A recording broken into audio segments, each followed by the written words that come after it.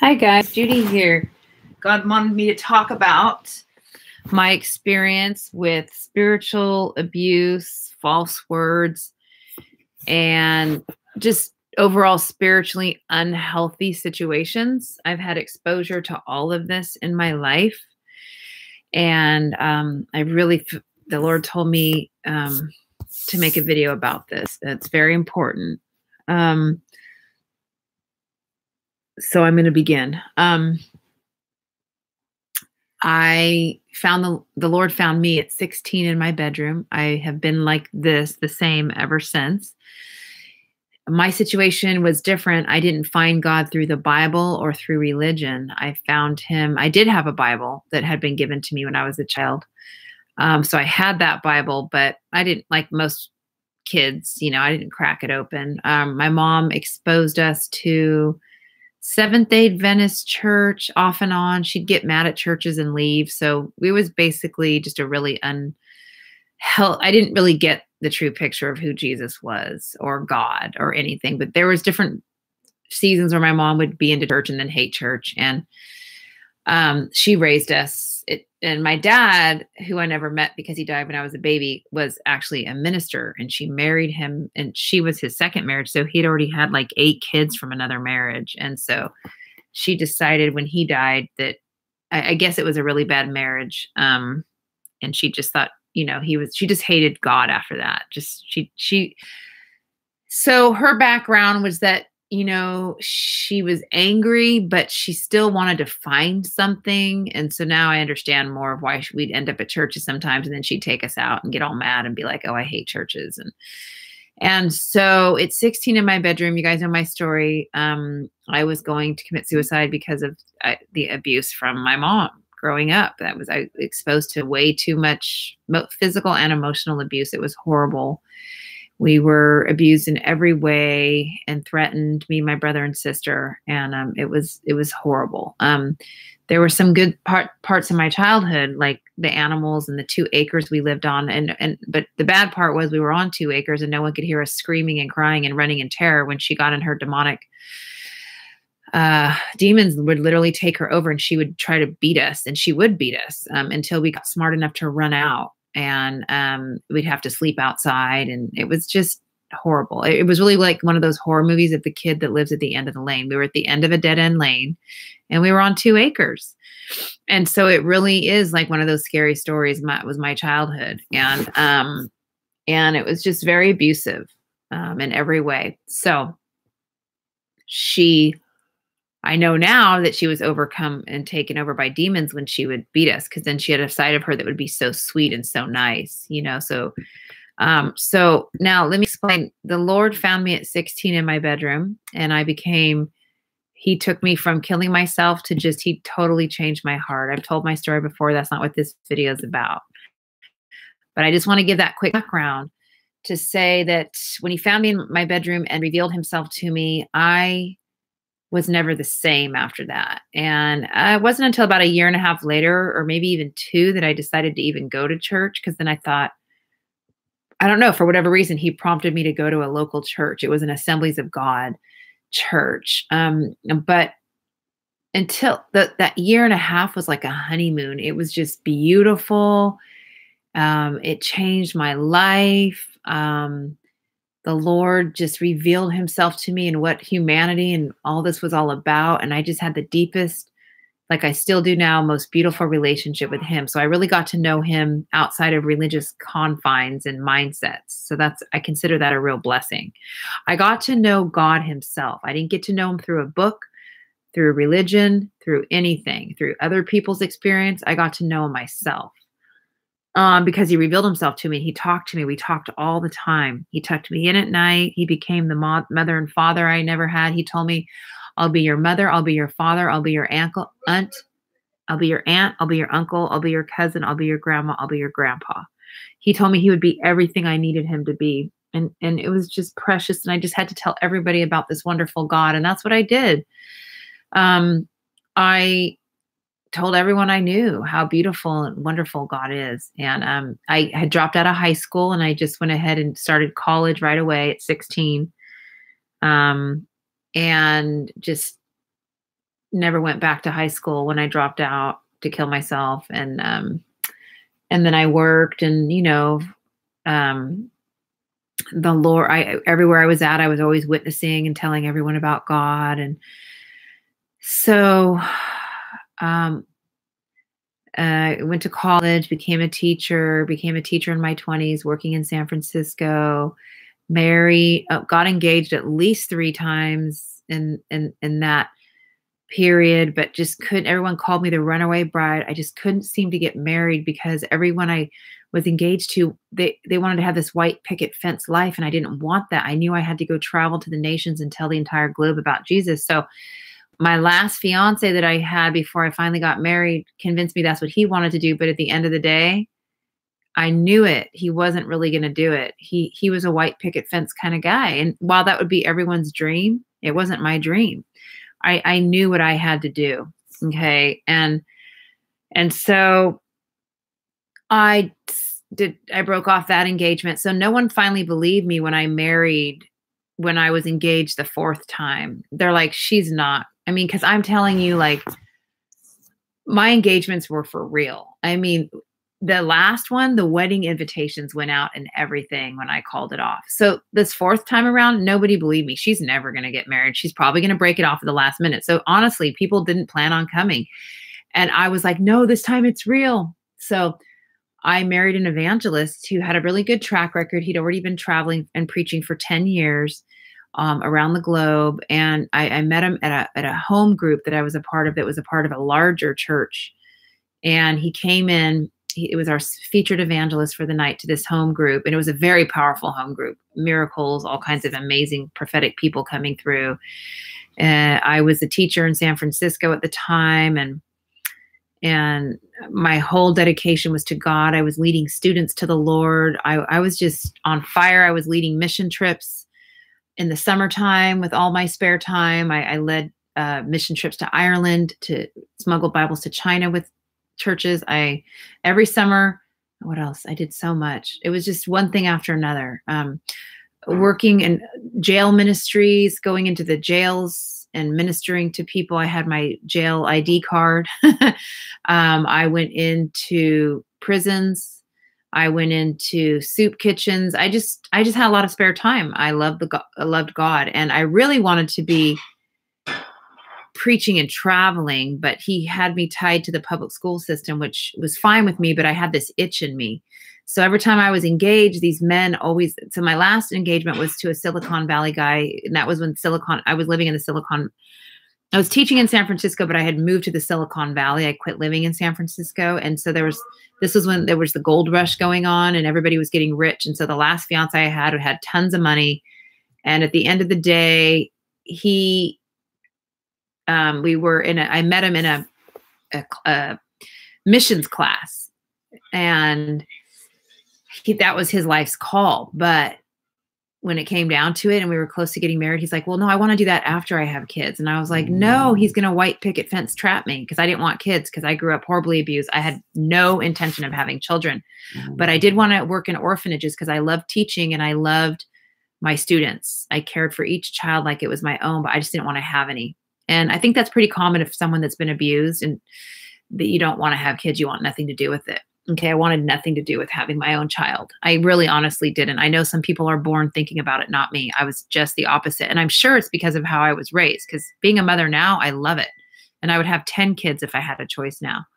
I really would. And I actually kind of do, because the whole school calls me mom. Anyway, so long story short,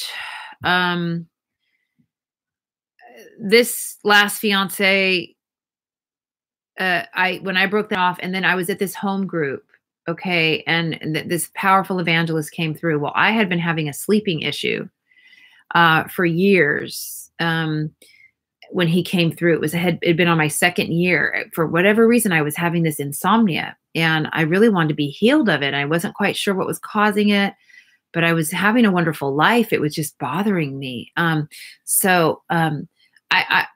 I'm pretty quiet about stuff. I try to focus on blessing everyone, forgetting about myself. But people at the group I was at knew that, because I'd had them pray for me before. But I didn't really bring it up much because nothing was happening. I wasn't getting healed, and I was just trusting God. Well, this evangelist, powerful evangelist coming through, he came to the group, and he, without knowing me or anything about me, okay, he said he started doing prophetic words and calling people out, and they were getting healed, and knew all these details about what was wrong with them. And I was like, I wasn't surprised, because I had already been running in prophetic circles and been exposed to a lot of things. And I myself was prophesying. So I understood it, but he was walking in a power that I'd never seen. It was so accurate. And then he pointed to me. I was trying to hide because it was the only night that I didn't wear makeup, and I was in my sweats. And I usually always get myself all dolled up, and back then I was kind of a pretty little thing. And, I was young and fresh, but I didn't. This night I had, just because my sleeping was so bad that I dragged myself to go, because the leader of the home group said, you have to come. We have this amazing evangelist. He's amazing. And I was like, okay. So I just really wasn't planning on going. I really wanted to try to sleep, but because I'm a teacher and I have to get up early. So I went to the group with no makeup on, with my sweats on. And most people hadn't ever seen me like that. But I didn't care. I'm like, I just can't miss this. I put a baseball cap on, and I just kept my head low, and he pointed me out, and I was like, dang it. I had my baseball cap hiding me, thinking, please don't call me up there. And he goes, you with the hat on, or whatever, the way he said it. I forget how he said it, but the Lord tells me that he's going to heal you of a sleeping issue. And everybody looked in astonishment. And I looked at the home group lady like, did you tell him? She went, no. She said, N-O, no. And I'm like, oh. And he said, the Lord just told me, and he just started saying all this stuff that was so accurate. And then I fell out in the spirit. And it was so powerful. And when it was all said and done, I went home and slept like a baby. And I said, who was that guy? That was amazing. She goes, well, funny you ask. He was asking about you. He said that you were the most beautiful thing he'd ever seen. I'm like, shut up. No, he didn't. I didn't have any makeup on. I looked disgusting. He said, no. He said, she's beautiful. And I was like, shut up. Really? She goes, yeah. She said, he told me to tell you that. He told me, how did she say it? She said, he wanted to invite you to where he's preaching. And he told me to invite you. He's preaching at such and such church on next Wednesday. Do you want to go? And he said, you're welcome to help him pray for people, because he sensed the anointing on my life. And she goes, so he said, tell that pretty girl or something like that, that she's welcome to come. He wasn't being flirty, because he has to be careful. He really wasn't inappropriate, but he said something like, tell her that I'm preaching here on this night, and she's welcome to come help me pray for people, because he has people that assist him. And he knew that the woman of the prayer group, he knew her. And so he asked her about me. She said he asked a few questions about you. He wanted to know a little bit about you. And I told him a little bit about you, but he just thought you were beautiful, and he could sense the anointing on your life. So long story short, I went to where he was preaching with another pastor's wife who thought he was amazing. And we went and we watched him in action. And I'm just like, wow, this guy's amazing. And he's just pointing out everybody and calling out prophetic words, and people are getting healed, delivered, demons coming out. And I'm just like, whoa, he's like a modern day Smith Wigglesworth. This guy's amazing. So then he saw me, and he smiled and waved from the pulpit, and I got all butterflies in my belly. And I'm like, oh my gosh. And she goes, he likes you. I told you. She told you he likes you. I can tell. I'm serious. And the pastor's wife is saying, he likes you. And I was like, oh my gosh, this is crazy. I go, I know. She goes, you want to marry him and travel. That's the call on your life, to go around the whole world. He's been doing it for 10 years. You should go with him. She's all like, marry him now. And so after the service, he came over to us, and he's like, why didn't you guys help me pray for people? He knew the pastor's wife, because she was the wife of a pastor of like a really big church in the Silicon Valley, like thousands and thousands of people. And she was my best friend. And so she's like, oh, she was talking to him and saying, oh, you should talk to, and she like threw me in his face. And I was like, oh my gosh. And then he got a little bit shy, and then I was totally embarrassed. And then he gave me his card, and he's like, here, you should call me sometime. And so I did. And then after that, I went to another thing and then it was done. He courted me and we went out and I was engaged within like quick. It was quick. And then we got married like within 6 months. So, but I never saw him in between when we were engaged. So we basically went out for a few months. We got engaged. Everybody blessed us. They thought, oh, finally, this is finally the one. See, half of my friends still didn't believe it because of all my previous engagements, but then half of them did. Half of them were like, no, this matches her personality. Look, it's like the perfect match. She can go die on the mission field. Like that's her dream. Everyone knew they said I had a suicide wish, but really, I just wanted to die working for God. I really never wanted to be here. And we talk about rapture centric. I mean, since I found Jesus 16 in my bedroom, I've been homesick. I didn't want to be here after I encountered his love. I wanted to be where he is always. Okay. But he didn't, that wasn't his plan for me. So, I married him, but where most people would have 6 months to date, he was out nation hopping and he had like phone bills back then that were like $2,000 just talking to me from like different countries. And he was spending all this money talking to me. And I'm like, don't talk to me. Save the money for the wedding. And he's like, God will provide. It's worth it. And he was very romantic. And like, this is a $2,000 phone call, but it's worth it because I love you. And so it was very romantic. So he'd be calling me from all these nations. And he gave me a bunch of money and said, here, put it down on our new place. When I get back, we'll be married. So set up our apartment. He gave me money to like, because he worked and he traveled and preached. So he got offerings when he would travel, but when he came home, and that's what I liked about him. He was a really hard worker. He was a contractor. So he worked really hard with his hands. So he was like a man's man kind of guy, but he was a licensed contractor and he'd have really good gigs. So he made good money. So he wasn't one of those poor type evangelists. He wasn't raping people for money. He was using his own money. So he gave me a ton of money and said, here's for the wedding, to plan the wedding, and here's to get our apartment. Why don't you move into it now? I'm not even going to be there anyway. So I was already living in another apartment, but I got another apartment, like practically it was in the same complex next to mine. And I started decorating it and I would show him pictures and it was very romantic and beautiful. I'm taking 20 minutes to set up the backstory of this so you can kind of understand my history. The Perfect Evangelist, okay, and very sweet and giving and lovely, and I was just the luckiest girl on earth. And he had been waiting for the right woman, and I had been waiting for the right man, and God directed me that this was it. Now, I knew we weren't a perfect match in every area, but all that mattered to me, I didn't care about superficial stuff. I didn't care about like, he didn't have a formal education. He didn't go to college. I did. And I had a lot of education behind me by that time because it wasn't until about 30 that I married him.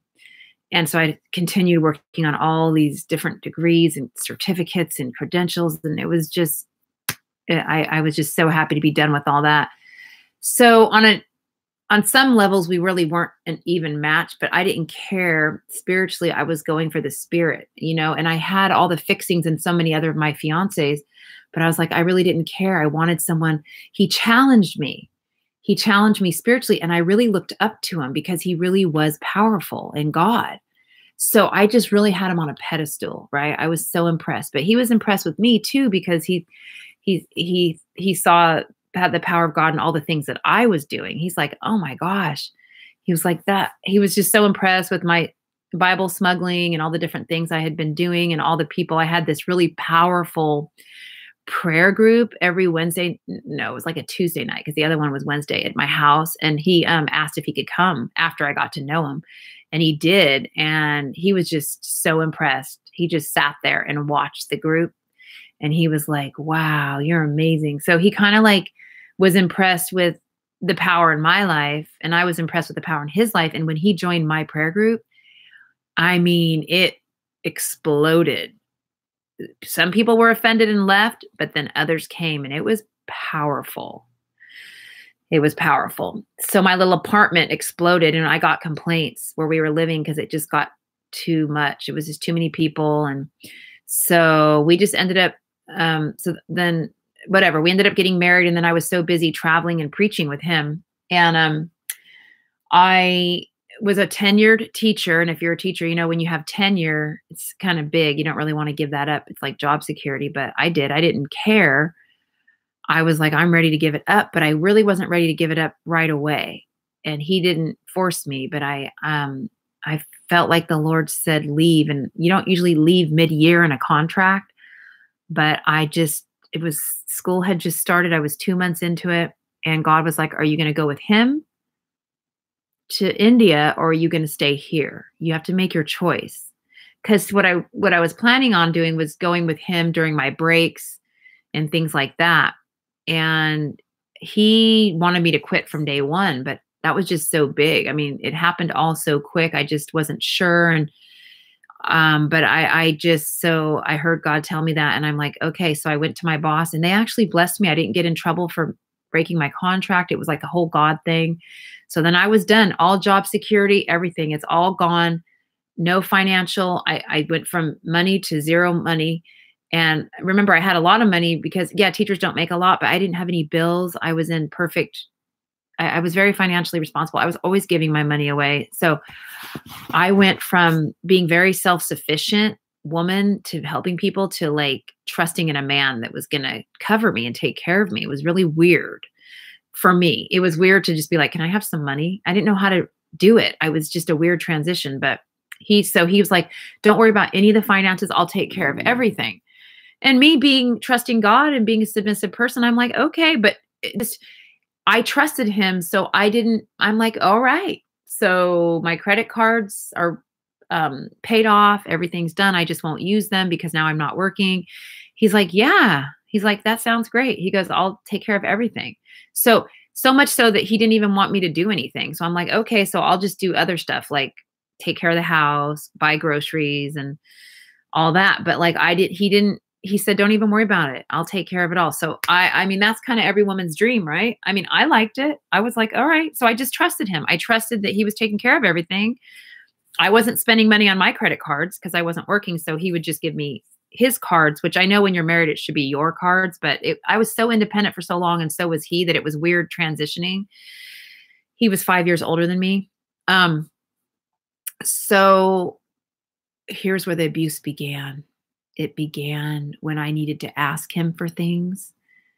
I was like, okay, so I need money for this and that. Like, how should we do it? He goes, how much do you need this time? And I'm like, well, I don't know, like 500, I guess, to buy groceries and gas. I just feels weird. And he's like, here, just use this card. But then he started getting like a little bit weird sometimes. And I was like, well, no, if we don't have it, just tell me, like, it's okay. Like, but I just literally, it was weird to me. So I just didn't ask for money. And I know it sounds weird when I look at it all back, it was so weird, but like, he was really sweet. Like he would totally buy me stuff. He wouldn't withhold money from me. It was just weird because I would have to ask for stuff. And that was weird to me. But he was very generous and always lavished me with stuff. But like, he never gave me his card. I would have to ask. So he would just give me cash. So, or cash or a check and tell me to deposit it. But I just quit using my bank because I wasn't making any money. So I was like, okay, so that happened there. So it kind of was slowly. And then, and he wanted me to quit my job. And so I started traveling with him on every single trip.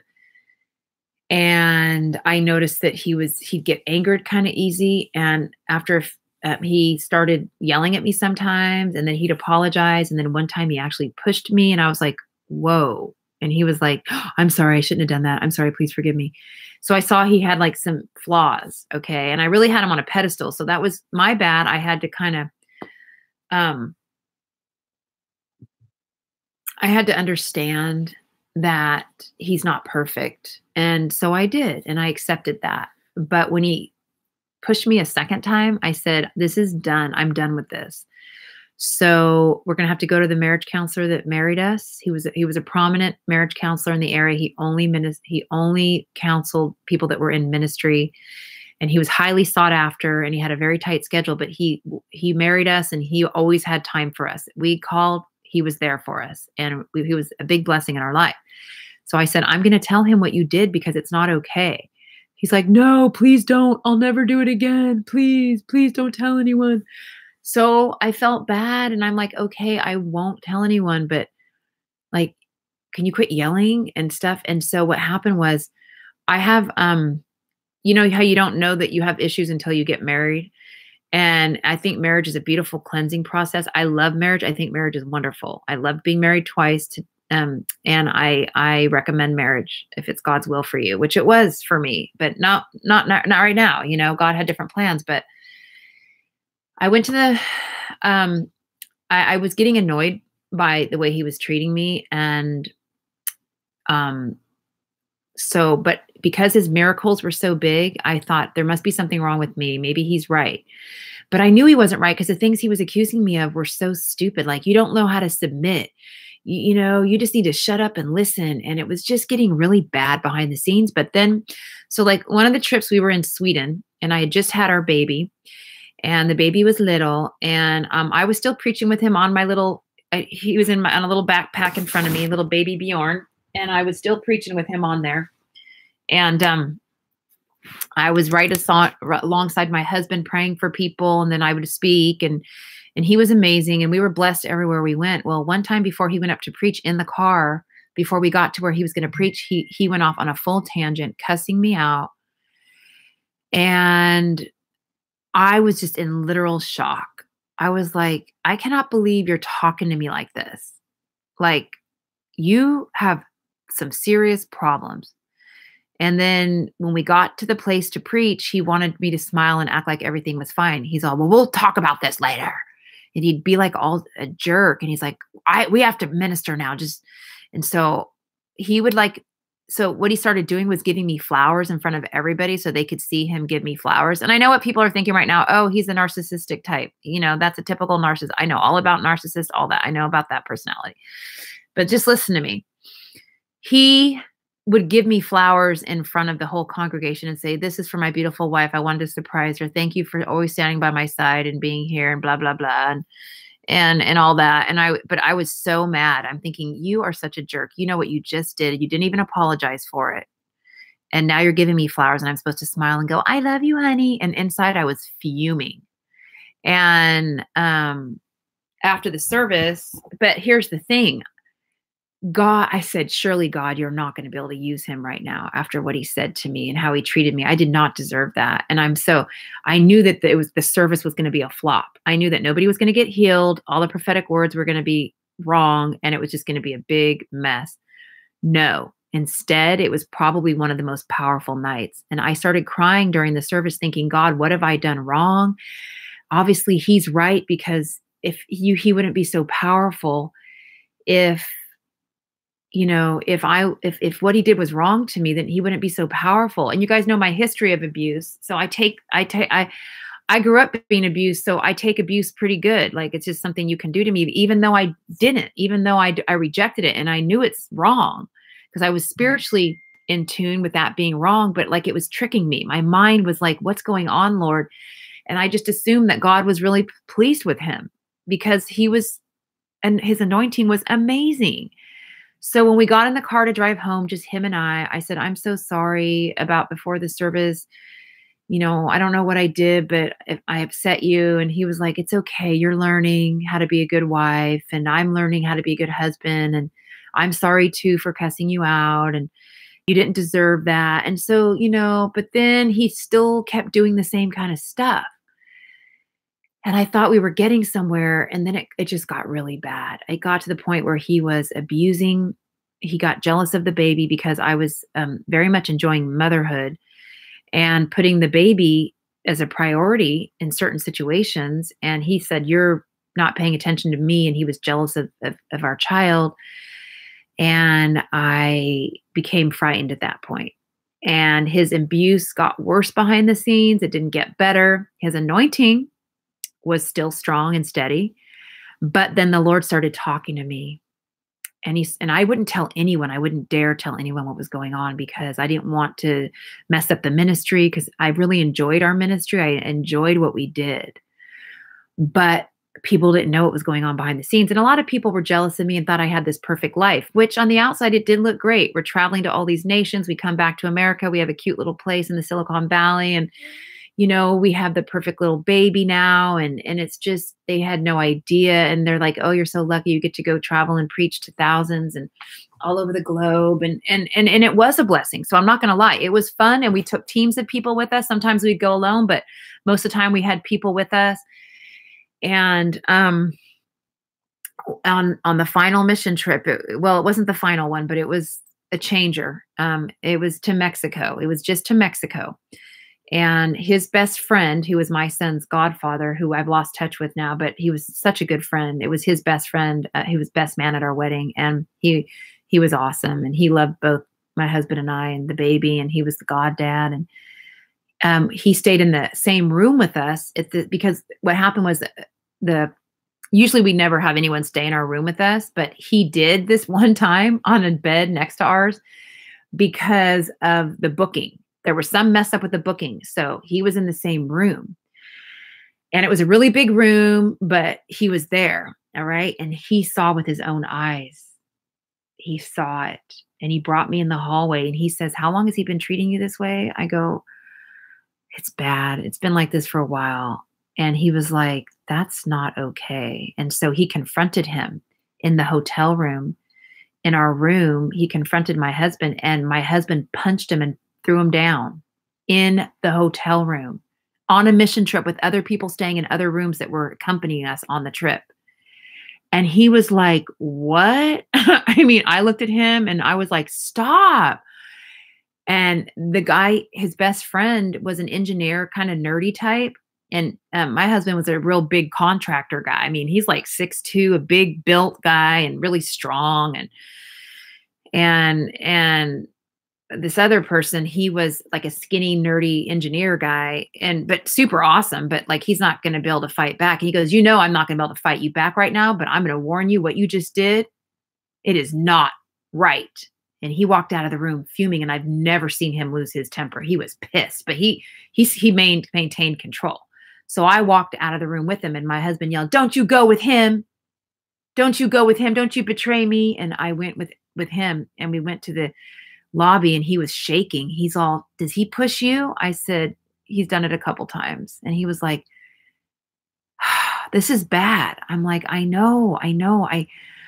He has an anger problem. He really does. I've been trying to tell him, but he won't go to counseling. And he told me if I said anything, his ministry would be destroyed. And he's like, you're not safe with the baby. This isn't good. And I'm like, I know it's bad, but I don't know who to tell. I didn't know who to tell. He goes, well, he saw it with his own eye, and he was very uncomfortable. Okay. So we were supposed to preach that night. All of us, the team, there was like 5-6 people with us. It was a small trip because we just went to Mexico. It was just a small one, and long story short, he didn't go. And everyone's like, where'd so-and-so go? And the service went great, like always. I faithfully stood by my husband, praying for him, knowing he was weak, knowing he needed to be delivered, knowing he had a problem, and asking God to deliver him and set him free. I forgave him, but it was getting really bad. And so Eric, I just said his name. Oops. I've been trying not to say names. Well, anyway, he eventually, he stayed with us, but there was a breach in their friendship after that. And this person had been with him for 10 years. He traveled with them when he was single, and Eric was single, but so he had been with him for 10 years. So he knew him really well, and he'd never known him to behave that way. He knew he could be a little bit like feisty, but never that bad. So that's what marriage does. Marriage challenges you. And I didn't know that he was stressed with money and stuff because he never let me know. He always let me know everything was okay. So apparently money was stressing him out because I wasn't working. And so I'm like, listen, do you want me to go? I can work part-time. I mean, he's like, no, we trust God. But so he was trying to carry on too much. He was stressing it out and taking it out on everybody. So we finally did go to counseling, and the counselor gave him some strategies and said, you have to treat your wife well. You have to treat people around you well. Yes, God's anointing, his calling is on you, and God won't take that from you. But he said, you're going to maybe lose your wife and your friends. You should stop ministry for a while. But he didn't want to stop it. He did not want to stop it, but I was ready to stop it because I have a baby now, and I don't want my baby to be in an abusive household. So one of the biggest things that happened that scared me the most was when we were driving and our baby was in the middle, and because we were in a 4-door truck that he had, a work truck. And so the baby was in the middle in the front, and he was yelling at me in one of his tirades. And he said, and I was like, you need to stop. I'm going to call 911. You need to stop. Because he was going like 105 on the freeway and with the baby in the car screaming at the top of his lungs. And then I was like, I'm going to call 911 if you don't stop. If you do, I'm going to drive this truck off the road. And I flipped out. I was grabbing my phone to call 911, and he threw it out of my hand, and the baby's in the car, and my phone went flying to the floor. And I was like, we're definitely dying today. We're going to die. And so we didn't die. We made it home. And that's when I said, God, how are you going to let this continue? My baby's unsafe. I'm unsafe. I can't do this anymore. I can't lie to all these people. And here's the thing. Everybody looked up to him. Everyone thought he was amazing. And I wanted people to think he was amazing because he was amazing, but I needed them to know he's not. And so when people would just idolize him, I was like, I would tell my husband, why don't you let them know that you put on your socks in the morning like everybody else? But my husband liked the adoration of man. And I saw that. And I'm like, you care more about what they think than you care about me and this baby. You just want me to put on a smiley face and act like everything's fine. And it's not fine. And I don't want to go to any more of your preaching services. And I know God uses you mightily. Well, have fun with that. You're losing your family. And I don't want to go. I can't stand you. And the marriage counselor, after tons of counseling, told me to leave him as soon as possible because I was in danger, because he lost his temper in a marriage counseling session, and he went to punch the marriage counselor, but he stopped himself. And the counselor said, whoa, it's time. It's time for you to stop your ministry. And it was like, wow. And this counselor was an older gentleman who wrote a book, very defined older man in the community. I mean, very well known. And it was so embarrassing that my husband did that. I was like, I put my head down like, oh my gosh, I can't believe you're doing this. He'd only ever punched his best friend. He went to go punch him, but he didn't. And he stopped himself at the very act that he tried. And so I would tell my husband, why you just want to look it on the outside. You don't care about me and the kid. You're jealous of the baby, and you're not even treating the baby right. He didn't want to touch the baby. Wasn't helping me with our child. When we went to the counselor, he just said it was disassociation disorder because he never talked about our child. He only talked about the ministry and the souls we were saving. So he had that disorder, and he was like, he doesn't understand. I'm sorry, but your child, it doesn't mean much. And it was very hard for me to stomach because if you know my history, like I explained it here, I waited forever to get married. I followed God. I turned down probably a lot of really good men that would have been great husbands and great fathers. And then I married this wild evangelist. We had a great life, but like, I didn't want to get pregnant. It happened on accident. And so when it did, he was super happy because he didn't tell me he secretly wanted kids, but I didn't. So when I got pregnant with his child, I was freaking out. Like, I didn't want the baby, so much so that I didn't even name my child. My best friend named the child and did all the bridal shower stuff and everything because I didn't even want to have a child. And especially now that I saw his anger was picking up, and I was just like, I don't want this. So the thing that turned me off was seeing his spiritual manipulation by what he was doing behind the scenes. He liked the praise and adoration of men. And he enjoyed that. And I could see that because he wanted everyone he liked that more than he liked having a good home, because he didn't want to attend to us, me and the child. He just cared about what people thought. And I started seeing that he was almost using his spiritual gifts and stuff. He really was to validate himself. So at this point, I don't even think it was pleasing to God anymore because of what was going on in our home. But God still uses people. And that's what I learned. God uses really messed up people to do his will. But The highest call for my husband would have been to stop ministering and go get help so he could keep his family. But he didn't make that choice. It was too late, because when he wanted to make it, God told me in the middle of the night, he said, go, leave now in the middle of the night, take the baby and go. And that's what I did. And I'd never seen him since. I only saw him in court after that. After that night, because I was arguing with God, I'm going to get hurt. The baby's going to get hurt. This is going to get bad. And God kept telling me, stay with him. Not yet, not yet, not yet. And my one friend, but his best friend, I had been telling him how it was upticking, and then my husband found out that him and I were talking behind his back and accused me of having an affair with him, which was not even true at all. I had no interest in that friend.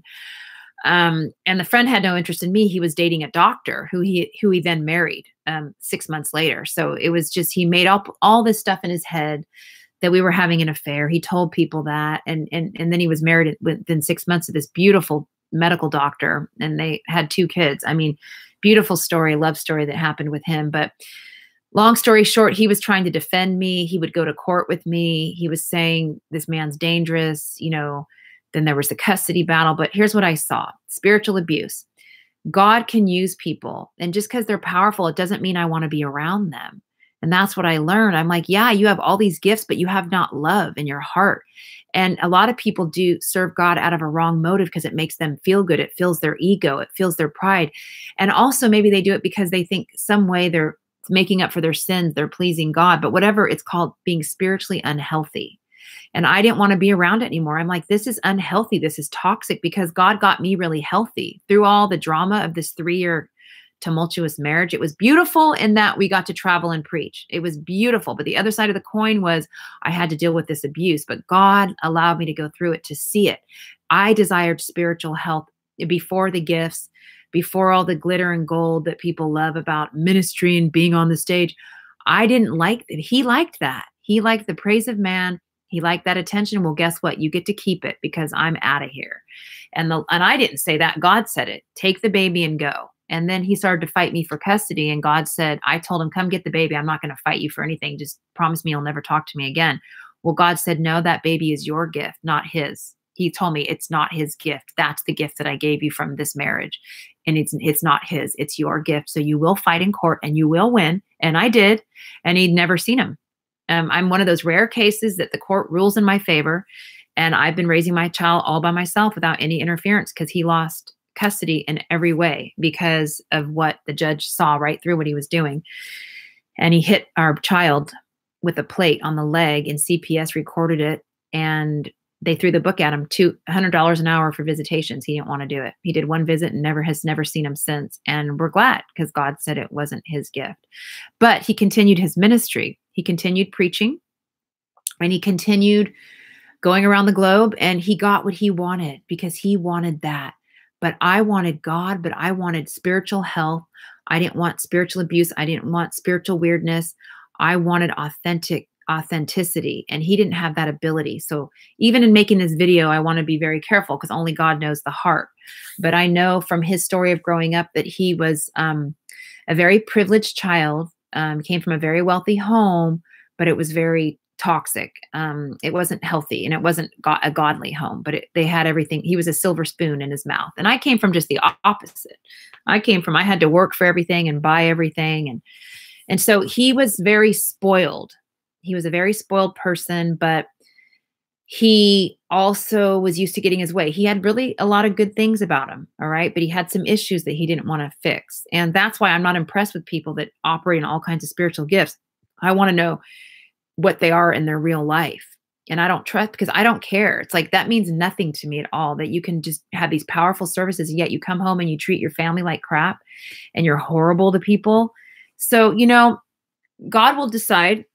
It's all been forgiven. But what I'm saying is, I've been exposed, and God wanted me to share my story. He wanted me to talk to you guys about spiritual abuse and my experience with it. And, another experience I had before I was married to him was a pastor at a church made a pass at me, and that was devastating to me. And he did it on a mission trip that I was leading, and he used his authority, and I threw him away. Like, he tried to come at me and kiss me, and I was in total shock, and I took my arms and pushed him and knocked him over. And I wanted to just leave the church quietly and never go back. And the Lord said, you have to expose them, because if you don't, this will continue. And God scared me. He was like, you have to. And I cried. I just wanted to leave. I wanted to just leave the church. He said, you have to tell his wife. You have to. So I called his wife and told her. And then she was like, got really upset and was crying. And then she didn't want to believe it. So then she said, well, maybe did you do something? I said, absolutely not. I would never do that. I'm not attracted to him. And no, absolutely not. And so what happened was I had a really big part in the church, and people noticed that I left, but God didn't tell me I had to tell everyone. He just told me to tell his wife. So I left and I did what God told me to do. And I was so relieved, and I just left, but I was sad because I knew all those people, but then I just left without a trace. And then people came looking for me. They came looking for me. And they did show up at my door. Like, why did you go? Where are you? What's going on? Please tell us. What did he do? And then other people were coming forward with things he had been doing, like not making passes, but it was the Silicon Valley. And back then people were investing a lot, and he was using the tithe money from the church to invest and do different things. So they were saying, please tell us why you left, because he's been doing this with the money. We're concerned. And I was like, oh, I didn't want to tell anyone. I just told his wife. I thought that was good enough. But his wife went and told people that it was bad. And so then they came to my house, and I told them the story. And then people were like really upset. And it was just heart-wrenching and heartbreaking for me. Half the people believed me, and half of them thought that I like participated in it with him. So I was really pissed. So I got a hold of him myself, and I said, why are you telling people that I participated? He goes, I never did that. I swear. So he said, meet me at this restaurant. So I met him there, and he had tears in his eyes. He goes, I really love you. I really am in love with you. I really love you. And I'm sorry what I did. It was wrong, but I love you. And I'm like, why are you telling me this right now? Are you planning on like leaving your wife and thinking I'm going to go marry you? Because I'm not. And he was just weeping. It was the saddest thing I'd ever seen. So people that I've looked up to have really let me down. That minister did. And then my husband I married, these spiritual people. And I'm just like, what is wrong with you people? Like, I was just devastated. I'm like, God, is there anyone that really wants what you want? Is there anyone that's not in it for themselves?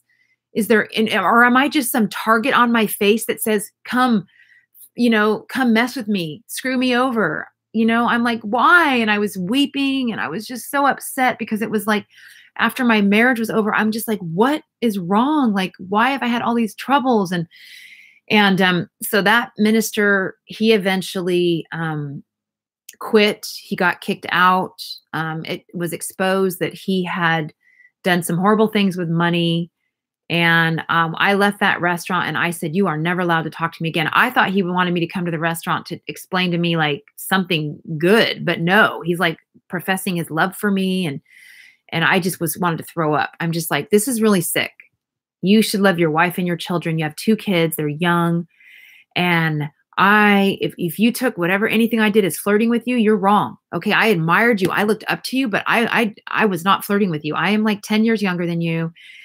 And it was really upsetting. But what was most upsetting is I was getting phone calls, people calling me Monica Lewinsky. You're nothing but a Monica Lewinsky, leaving voicemails after I left the church, because I don't know what people were saying, but people got a different story, and it wasn't the true story. I don't know who started it, but I was getting horrible crank calls and people telling me how evil I was. And these are people that I ate lunch with. These are people that for years, I went to that church for years. I led 2 mission trips with that church, and people that I'm like, how could they believe this about me, Lord? And it broke my heart and shattered me. It ruined me. This was in my 20s. This was before I got married in my 30s. And then my husband destroyed my idea of like Christian people. And I just couldn't believe how people could be so gullible. They could be so sheepy. I'm like, you are so dumb. How could you believe that about me? Like, can't you see how I act? Like I really am authentic. Like, why would I do that? Like, if I messed up, I would tell you. Like, I fear God. And so it really screwed. I'm not saying I'm perfect, but I'm going to tell you, I wasn't guilty. I was guilty of looking up to somebody, but I wasn't guilty of participating in sin with that pastor. That was his sin. That wasn't mine. And yeah, I looked up to him. I admired him because he was our leader. And that's what but the Lord really taught me after my marriage with my husband. He was like, you know, look to me, look to me, look to me, and I married again. And I really had my eyes on God.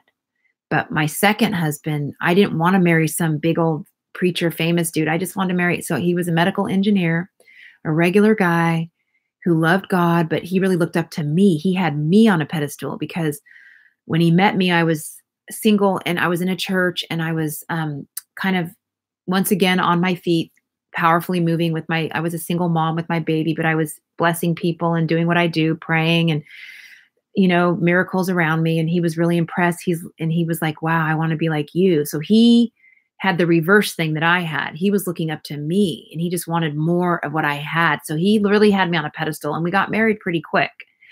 And his pedestal he saw that I'm just a regular human being, that I put on my shoes just like everybody else. Right. And that kind of devastated him because he thought I was some spiritual giant, which I am, but I'm also a human being. And that's why I'm really into people being authentic. I don't care if you know what color, my socks are under my pants without seeing them. I don't care if you're so powerfully in the gifts that you could just tell me my great grandpa's name and birth date. I'm not impressed. I'm impressed if you walk in love and spiritual maturity and you're not abusive and you're kind to the people around you. And so I'm really big on community. I really have always been. And I'm not big on, I don't get impressed like people do with people that, oh, did you hear their word? They're so amazing. I'm like, yeah, whatever. No, I didn't hear it. And I don't really want to hear it because I talked to this really amazing God who gave them that word and he'll tell me himself. So the Lord really spent years. I'm so not impressed with people to the extreme to where I didn't throw out the baby with the bathwater, but God was training me to be impressed with him and him alone. Well, my second marriage didn't last long because my husband saw that I was just a regular human being. And though he loved me, he struggled with a lot of things. And God did tell me to marry again. He told me to marry him, but God wanted me to go through another divorce. God wanted me to be yet broken again. And I was, because I really loved him. We had a real friendship. But he had some demons that he was struggling with. And I never divorced him because I refused to, because I really loved him. And there was no reason to, but there was a reason, but I wouldn't do it. So he divorced me and made it easy. He's like, I'm going to make this easy on you. And I want you to be free to live your life, because he knew. And the marriage counselor that married my second time was the one that married me the first time, said, I'm so sorry you're going through this again, because when I married you to, I thought he was a great guy. I didn't know he had all these skeletons in his closet, and he does. And I'm based on confidentiality. I can't tell you what him and I have talked about, but you do have legal grounds to leave him. And I was like, oh, great. But I'm not going to do it. I told him. I said, I'm not doing it. I'm not doing it. He's going to have to divorce me. So he did. He divorced me. And he was very nice. He was very sweet to me because he did love me, but he said that he never deserved me to begin with, and he didn't deserve me. And he ended up supporting me and letting me stay home and be a mom with us being divorced. And so I was able to continue raising my child, but I guess he felt guilty or something. And so I was very blessed by that marriage. I know it sounds weird, but I was able to stay home and live where I was living, and he left, and it wasn't like perfect, but it was nice. And we still were friends, but then, eventually he moved to the East Coast with his brother, and he ended up having a heart attack. And last I heard, he had a pacemaker. I think he may not be alive, but he was 10 years older than me, which was very rare for me. But he was 10 years older, but very athletic and stuff like that. So long story short, that was my second marriage, where I knew when he had me on a pedestal, I knew what that was going to be like when he saw I was just regular, like he was just so impressed. And then, people have to understand that when we operate in the supernatural gifts, it's beautiful to behold, but we behold it through the eyes of Christ. We don't behold it through the eyes we don't behold it, we don't set our eyes on the person, but we thank the person for being obedient to God. We thank the person for loving God enough to be obedient so that we're blessed by their beautiful life. But we don't look to them. We look to Christ. We look to Christ. We look to Christ. That's why I'm very, I just wanted to give a background about spiritual abuse in my life so you can understand why I'm so scared to, why I'm so extra careful. Because after my second divorce, I was just so devastated because I couldn't believe he mailed me a certificate of divorce. I was just shocked. I couldn't believe it because, like, I never been rejected. I always was blessed in the area of men. And I was like, he would never leave me. I mean, I was the best thing that ever happened to him, and he did. But I know that God caused him to do it. But I knew God was blessing me by setting me free from that marriage, but I was still brokenhearted because I wanted him to get his act together so we could be together because I really did care about him. But he really wasn't my equal. He really wasn't good enough for me. He was right and God was right. But here I am raising a baby all alone, and I was just sad and crying. But I was relieved, but I was sad. And I'm just like, God, what did I do wrong? Because I don't want to picture myself as this perfect angel, you guys, because I make mistakes too. In my first marriage, I didn't talk about all the healing I went through. And I, I made mistakes. It's just normal, right? And then my second marriage, though, I was pretty healed up. Like, I wasn't perfect, but I could see straight and I was seeing clearly. Whereas my first marriage, God was working out the kinks and working out a lot of things in me from childhood. And it was a beautiful healing process. I thank God for both marriages. I thank God for all my trials and troubles. But I just want to tell you that it's so important when you see God using someone that you know that it's God that you give all the glory to, and you can thank the person. Thank you so much for being obedient to God. It really blessed me. But you don't set your eyes upon them. You set your eyes upon God, because God will set them up to disappoint you, and he'll do it because he loves you. Okay. And so when it comes to the spiritual authority and the anointing and calling of God, I have been very careful to minimize myself. I think I do an excellent job of being a complete minimizer of who I am, so that Christ can be maximized. And so that but it's not my responsibility. If somebody wants to make more of something than it is, God told me, I'll deal with that. But you can't minimize yourself because of your fears and because of your experiences. You have to do what I called you to do boldly. So I'm walking into that. And when I tell you that, I'm making this video so I can validate people that have been spiritually abused, emotionally abused, and have experienced, God said he really wanted me to make this video because a lot of people, there's a lot of weird stuff that goes on that's not from God, but there's stuff that is authentic from God, and God wants the authentic and true to be put up there, and he doesn't want you to be afraid of it.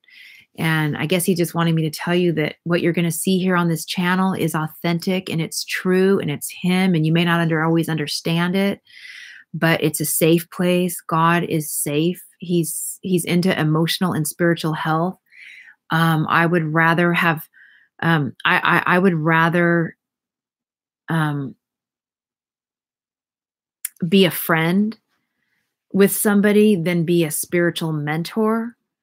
But I have been a mentor and I will be a mentor, but I quickly move them from that phase. I'm like, okay, you're where you should be now. You don't need to come to me anymore. You're good. Go to God, go to God, go to God, and then tell me what he's doing. And then you can mentor me now, or we can have this peer relationship, because that's what God does. That's what real friendship is. And that's what I think my first marriage, he liked the praise of men, and that turned me off. I'm like, you care more about them than me and this little baby. You want the praise and adoration of men because you're unhealed in your life and you need the validation, but I don't need that. So I don't need to go on stage with you because what you're doing is grossing me out. And I just quit going out there with them. And we ended up getting divorced. And my first marriage, I just was like, I'm done. You can have your stage and your spotlight. I'm not accompanying you on that stage anymore. And a little old lady came up to me and prophesied after my first marriage was over. I was at a church at the altar crying. crying out to God. And she said, God told me. She didn't even know that I had just been divorced from my first husband. She said, God told me that he removed you from a situation because he saw your heart. He saw your heart was authentic and real, and you didn't want any part of something that wasn't authentic and real. And he removed you, and he's pleased with you. And I cried. I cried because I want authentic and real. And now I'm not saying people aren't going to be perfect. I just wanted authenticity. I didn't expect perfection from my husband. I just expected authenticity. Okay. I expect someone to be honest. I expect them to be a kind person. It's more important to me that you're honest and kind than that you have 10 spiritual gifts that are amazing, that you can prophesy and be a prophet. I don't give a rip. But are you nice? Do you like people? Are you kind? That's what God's going to measure. Now, my ex-husband, the first one, he'll probably be in heaven. I hope he's at the marriage supper of the Lamb, because I know he had a good heart, but it was just clouded with all kinds of issues. He was spiritually unhealthy. He ended up marrying again with one of the girls we traveled with.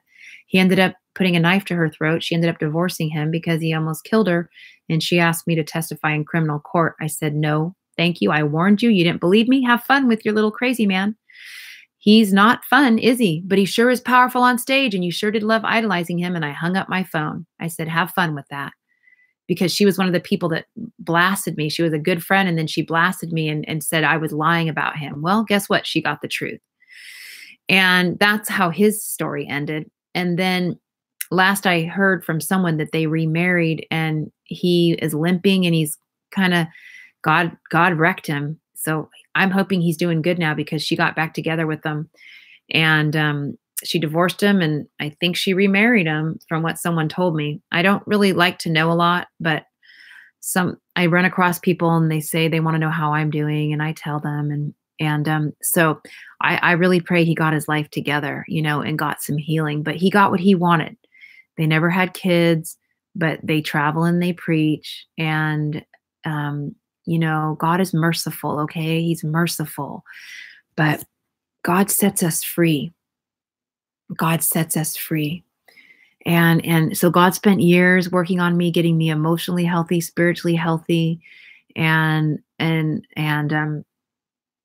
that's why I'm very careful about being in a leadership position, because I don't want people to look to me. I want them to look to God. But if they look to me, that's their own fault. God said, I'll set them straight. But all glory and honor and power and praise to God for everything. And if you're in an abusive situation, and you've been on this end of spiritual abuse that I'm talking about, you understand. And that's why the Bible says that it doesn't matter if you have all the gifts and you can prophesy. If you have love, you have nothing at all. So have a good day. And that's all I wanted to share. Bye. What?